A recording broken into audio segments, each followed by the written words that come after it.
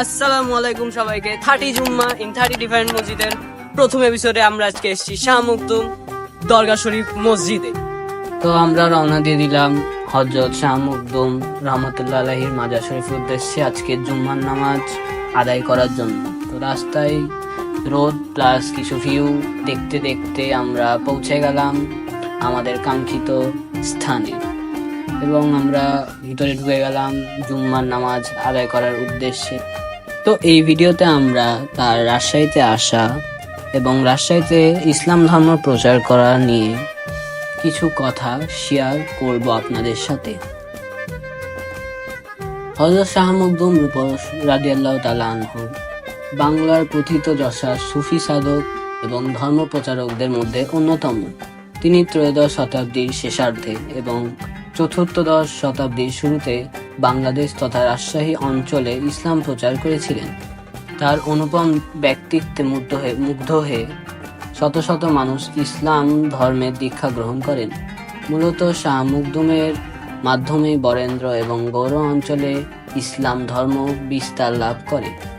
বর্তমানে এসব অঞ্চল মুসলিম সংখ্যাগরিষ্ঠ অঞ্চল। শাহ মখদুমের প্রকৃত নাম আব্দুল কুদ্দুস।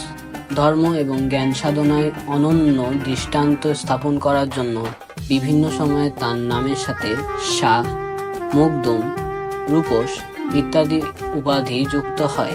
তিনি শাহ মখদুম রূপস নামে বেশি বিখ্যাত। মৃত্যুর পর তাকে তার বলে দেওয়া স্থানে সমাহিত করা হয়। তার কবর বর্তমান রাজশাহী শহরের দরগাপাড়ায় অবস্থিত, যার দক্ষিণে প্রমত্তা পদ্মা নদী এবং পূর্বে রাজশাহী কলেজ অবস্থিত। প্রতি বছর হিজরি সনের রজব মাসের 27 তারিখে এখানে মৃত্যুবার্ষিকী তথা উরস পালন করা হয়। দেশ বিদেশ থেকে শাহ মখদুমের হাজার হাজার ভক্ত অনুসারী সেদিন তার মাজার জিয়ারতে আসেন।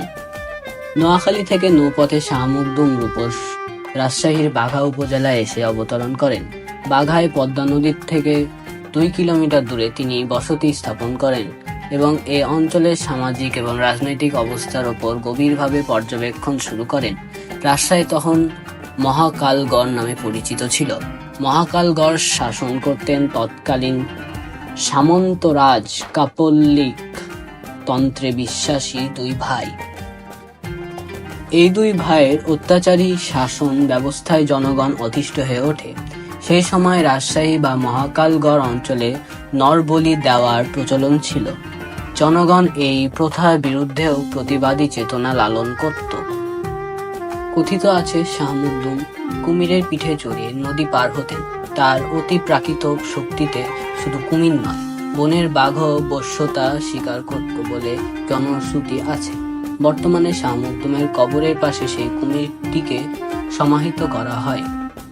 কুমিরটির কবর এখনো আছে।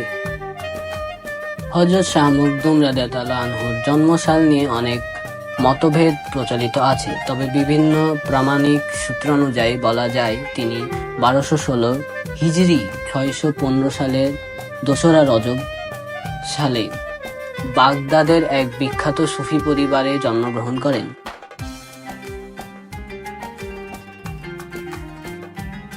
তো এই ছিল আজকের ভিডিও। ভালো লেগে থাকলে পেজটিকে ফলো করে সাথে থাকবেন এবং ভিডিওটি শেয়ার করে দেবেন।